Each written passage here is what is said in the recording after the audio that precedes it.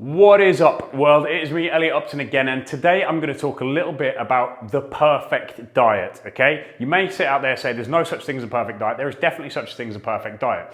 Now, let me qualify that just a little bit. The perfect diet to me is something that optimizes your health, okay? So it makes you as healthy as you can possibly be. It optimizes your performance, so it makes you as fit as you can possibly be. It makes you as strong as you can possibly be. And finally, something that optimizes your body composition, something that gets you as lean as you need to be and also allows you to build muscle as much as you want to build muscle, okay? So we have health, we have performance, and we have body composition. For me, those are the three pillars of a perfect diet, which is an art form. Trying to deliver that and trying to execute it properly is difficult. It takes effort and it takes individualization because each one of us is different. So what I usually like to do when I'm trying to explain my approach to dieting is use this little table I put together a couple of years ago, and we talk about fat loss and body composition in the red. You probably can't see it, so I'm going to explain through it. Fat loss and body composition. This is where we focus on just body composition. Think competition prep style dieting, where you're ripping out calories, you're getting absolutely shredded, but probably you feel like absolute shit. You can't think straight, you're getting brain fog, you can't sleep, you're super lethargic, you can't concentrate on work, your training energy is down and your motivation is low, okay? Because we are focusing purely on one goal, and that is of fat loss, okay? So the negative side effects to that are quite often very, very vast. The other type of diet we have is optimizing health, as I've said, remedying certain ailments, illnesses, think heart disease, high cholesterol, high blood pressure, diabetes, things like that. Now that quite often concentrates on fixing a specific issue whilst not necessarily thinking about body composition and not necessarily thinking about optimizing strength and performance. And then finally, the third type of diet we have is a strength and performance style diet. Think Eddie Hall, a strongman, someone who just needs to eat a shitload of calories, loads of protein in order to be heavy, strong as hell, but the chances are they are somewhat disregarding fat loss and body composition, and they are certainly disregarding health. The perfect diet for me is right here in the middle, what I call the dietary sweet spot. That is where you want to be in order to create a diet that is effective for fat loss and body composition. It is effective for performance and it is effective for your health. Because when you find that dietary sweet spot, you are going to stick to it long term. And that's what's most important about all of this. Get your rapid transformation, but in a way that you can stick to it and is sustainable. Now, as you can see with each one of them, which is why I cleverly put this together, is there is usually a crossover somewhere. A big crossover or a small crossover, but there is usually a crossover. Quite often, you know, if you are optimizing your health, there is going to be some positive effect on your fat loss, body composition, usually. If you are improving your strength and performance, there may be some crossover to fat loss and body composition, but usually with regards to muscle. But again, dependent on the sport, that is going to be different because sometimes you just need to be heavy and strong, like Eddie Hall is a strongman, or you may need to be a sprinter, in which case you need to be of optimal weight, optimal body fat, etc., etc., etc., but they may not necessarily look into health. Now, how do we find this point? The first thing is to understand that it's completely individual. Each one of you has different performance needs. So if you're training to be a strongman, you are going to have very different performance needs than if you are training to be a bodybuilder, if you are training to be a footballer, if you're training to be a ping pong player. So first of all, we need to define what are your performance parameters. Okay, what do we need to be great at? For me, from what I do, for what you're probably watching me for, which is body composition, transformations, personal training, I just want to make someone as fit as I can possibly get them and as strong as I can possibly get them. Secondly, with regards to body fat, muscle tone, this is where we're in the red circle here. We need to be looking at how lean you want to get, how lean is safe for you to get. You know, females, you don't want to be going much below, say, 12 to 14%. Men, 8 to 10% is a really, really good target. Anything lower than that, and you will find it'll start to have negative health effects if you try to stay there long term, okay? Which where we're then compromising this. So we look at meeting all three right in the middle. Practical application of this for all of you. Once we have defined where the performance parameters are, once we have defined where the fat loss parameters are, once we have defined what we need to optimize health-wise, that's when we can find that dietary sweet spot. Now, we look at protein. Based on male and female protein necessities, you know, the intake that you should be looking at, for the majority of females, get a pen if you want to write this down, for the majority of females, you should be looking at between 1 and 1.5 grams of protein per kilogram of body weight, okay, total body weight. This is how I work. There's a million different ways to do it. This is specifically how I work and how I like to get transformations. So for females, between 1 and 1.5 grams of protein per kilogram of body weight. That should be from really, really, really high quality meats. Ideally animal-based proteins. It's going to be far, far more effective for you with regards to health, with regards to body composition, certainly. So we have our protein baseline established. That's priority number one. Next up, we look at our carbohydrates and fat intake. We're still talking about macros here. We'll go into calories a little bit later on. Each one of you out there is going to have very, very specific needs as to how many carbohydrates you should be taking in and how many fats you should be taking in. They tend to have a bit of an inverse relationship when one is high, the other is low, and vice versa, but that's going to be individually dependent. Now, factors that are going to come into play there, let's start with carbohydrates because it's the most common question. Should you be low carb, medium carb, high carb, no carb? You need carbohydrates in your diet. They're going to refill your glycogen stores to help you train, to help you move around day to day. They are going to fuel your brain.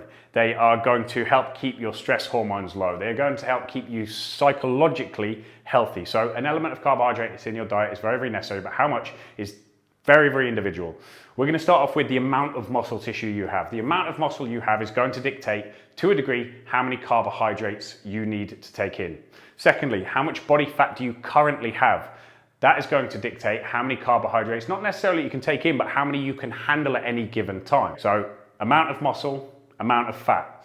Next is your general activity. Okay, let's take your day-to-day life. Are you sitting down at a desk all day or are you a builder on a building site? Okay, the differences in physical activity are going to dictate how many carbs one of you will need versus the other. Next, your training. How are you training? Are you strength training? Are you low reps? Are you high volume training? How often are you training? How intensely do you train? Are you genuinely training really fucking hard or are you training like a bit of a pansy? Okay, these are questions you need to ask yourself before you decide I'm going to take in loads of carbohydrates because you may not use them. So the amounts are very, very dependent on loads of factors. So there is no answer here. It's something that you need to experiment with.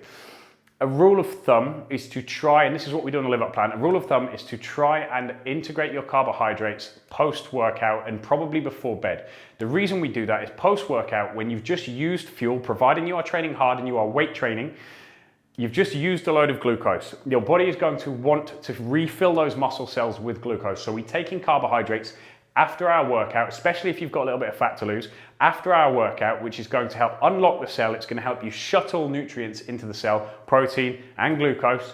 It's going to help bring everything into the cell to speed up recovery and get you progressing essentially and going to improve your body composition. Secondly, we do them potentially at night before bed. You know, you've got to shake off this notion of don't eat carbs before 4 o'clock, which picked up about 15 years ago and didn't ever seem to die.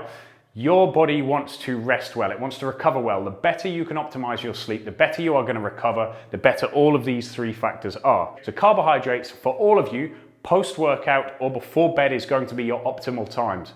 How many are down to the factors that we've just discussed. So be honest with yourself, be critical and figure out how much do I really need. Set yourself a baseline, figure that out. You know, for Live Up plan, for instance, we have 2 portions of carbs a day. 2 big portions of carbs, but 2 portions of carbs a day around the workout. So now we've established your protein intake, your carbohydrate intake. We are left over with fats and the amount of calories that you've set yourself, we'll discuss that in a second. The remainder are going to be fats. Now you need some fats in your diet. You need some animal fats in there, okay? So things from your meat, especially things like red meat, etc., fish, omega-3s. Also additional things like avocado, nuts, oils. You know the drill on this. You know what you need. The reason for that is fats are an excellent source of energy, an almost instant source of energy, in fact, especially versus carbohydrates. A lot of you out there who have energy slumps turn to carbohydrates when you should be turning to fats, and you'll find it picks you up way, way quicker. Secondly, they surround all of the cells in our body and they're responsible for allowing nutrients in and out, keeping the wrong things out, bringing the right things in. So it's important you have a healthy amount of fat in your diet. Cholesterol is also used to create your hormones. So you will find that if you have a very, very low fat diet, that it starts to play havoc with your hormones long term unless you're very lucky. Again, ladies, you are very susceptible to hormonal issues and taking in a good amount of dietary fats is going to be really, really important for you. And in my opinion, in my experience, a higher fat diet for you is far, far, far more beneficial. Okay, so get those fats in, good fats.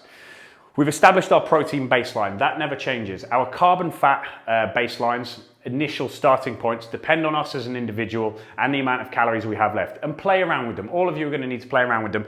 Now, overall calories. It's important here that we don't just try to think about getting less calories than we are burning. Okay, the problem with this and what seems to keep happening in this industry is the whole, it's just about calories in, calories out. Yes, to a degree it is, but there is more to it than that. you have to be taking in enough calories to be able to live with it, to not suffer, to not compromise this. Okay? If you're compromising this because you're taking in so few calories, the rest of it eventually is going to fall apart anyway. You need to make sure you are happy psychologically, that you feel that you are satisfied. You need to make sure that you're taking in enough calories to have enough energy to train and perform.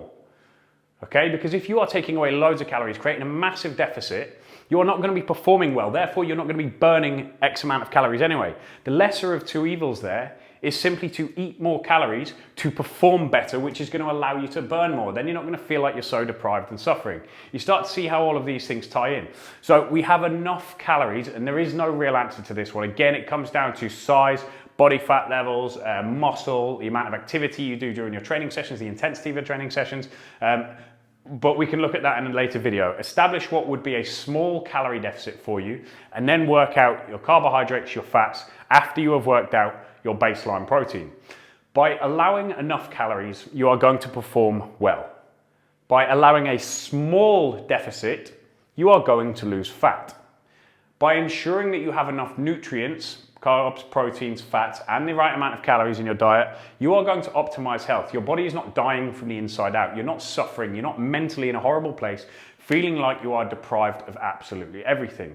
Okay? Finally, we'll look at the overall nutrients within those macronutrients. You need to be making sure you're taking in plenty of fruits and plenty of vegetables. All of the processes in your body rely on the nutrients you are putting in, so don't deprive yourself.